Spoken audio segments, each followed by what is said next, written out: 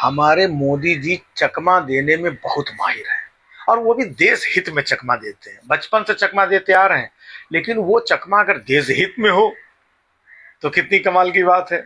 मैं आपको बता रहा हूं, मोदी जी ने इस बार चकमा दे करके पाकिस्तान को मारा है।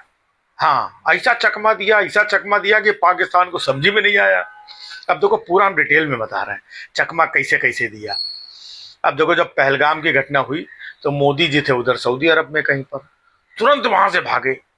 अब पाकिस्तान को टेंशन हुआ कि मोदी बीच में छोड़ करके भागे हैं, लेकिन मोदी जी ने चकमा दे दिया गुरु। वहां पर गए ही नहीं कश्मीर, चले गए बिहार में रैली करने, दिया ना चकमा है। फिर बिहार में रैली करके चकमा दिया, इसके बाद वो केरला चले गए चकमा दे करके, फिर वहां से बंबई चले गए चकमा दे करके। अब पाकिस्तान को समझ भी नहीं आ रहा कि यार ये तो कुछ बोल ही नहीं रहे, तो कश्मीर भी नहीं गए, और तो और जो हाई लेवल की मीटिंग थी उसमें भी नहीं गए, उसमें चकमा दे दिया। तो देखा कितना चकमा दिया। तो इतना चकमा देने के बाद में पाकिस्तान को लगा कि अब ये अपने काम धंधे में बिजी हो गए, हमारी तरफ ध्यान नहीं है। बस गुरु, यही चकमा मोदी जी को देना था। फिर मोदी जी ने अचानक रात में जो है ना, धड़ा धड़ धड़ा धड़ धड़ा धड़ बम गोला बारूद गिरा के भैया सत्यानाश कर दिया।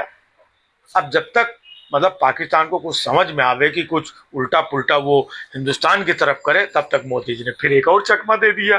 सीधा डोनाल्ड ट्रंप से बात करके डोनाल्ड ट्रंप ने सीटी बजा दी, सीज फायर सीज फायर। फिर मोदी ने चकमा दे दिया। जब वो कुछ करने के मूड में आया तो सीज फायर हो गया। ये मोदी जी का दिमाग है। मोदी जी को तमाम लोग मतलब उल्टा सीधा पता नहीं क्या क्या बोलते हैं, लेकिन ये चकमा देना मोदी से ज्यादा किसी को नहीं आता। बचपन से चकमा दे रहे हैं भाई, घर वालों को चकमा दे करके घर से निकल गए थे, बड़े हुए घरवाली को चकमा दे करके निकल गए, है ना। तो ऐसा चकमा देते रहते हैं। एक बार चकमा दे करके अमेरिका पहुंच गए थे, बड़ी फोटो उनकी देखियो, चकमा दे रहे हैं भाई वो।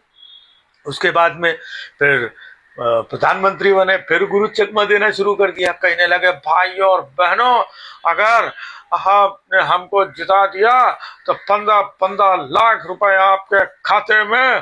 भाई साहब फिर चकमा दे दिया। 15 लाख छोड़ो, 15 रुपए नहीं दिया, है ना। बाद में फिर मोटा भाई ने आकर के बताया कि ये ऑपरेशन जुमला था।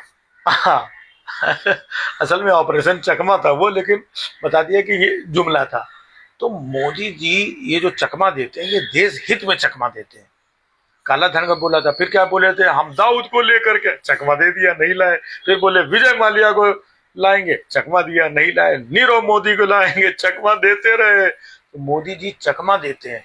जैसे पाकिस्तान को इतना बड़ा चकमा दे करके घेरा है ना, वैसे ही हिंदुस्तान को भी अपने चकमे में घेर रखा है। लोगों को समझ में नहीं आता है, हाँ, लेकिन मोदी जी चकमा देते रहते हैं। भाइयों बहनों, 2 करोड़ रोजगार दे देंगे, हम कपड़े से पहचान लेंगे, हम दाऊद को ले आएंगे, हम मालिया को ले आएंगे, हम ये कर देंगे, हम 15 लाख रुपए ले आए।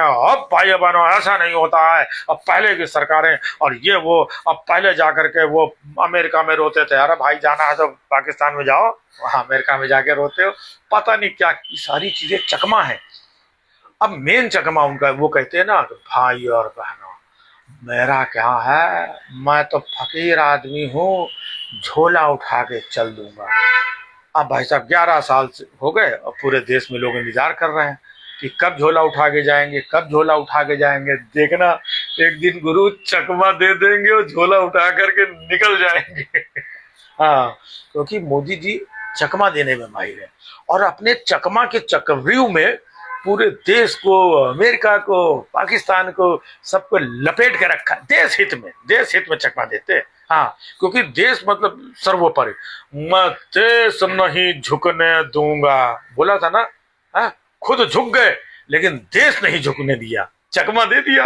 हाँ, खुद झुक गए, उनको लगा देश का है तो देश नहीं झुकने दिया, और चकमा दे के खुद झुक गए। तो मोदी जी को चकमा मतलब देना बहुत अच्छे तरीके से आता है, और वो भी देश के, राष्ट्र के कल्याण हेतु चकमा देते हैं, है ना। तो इसलिए हमको तो मतलब ये लगता है कि जैसे गांधी जी को नहीं, राष्ट्रपिता, और नेहरू जी को चाचा नेहरू, इन लोगों ने क्या किया था, राष्ट्रपिता और चाचा नेहरू है। मैं तो कह रहा हूं कि मोदी जी को उपाधि से सम्मानित करना चाहिए, चकमा बाबू।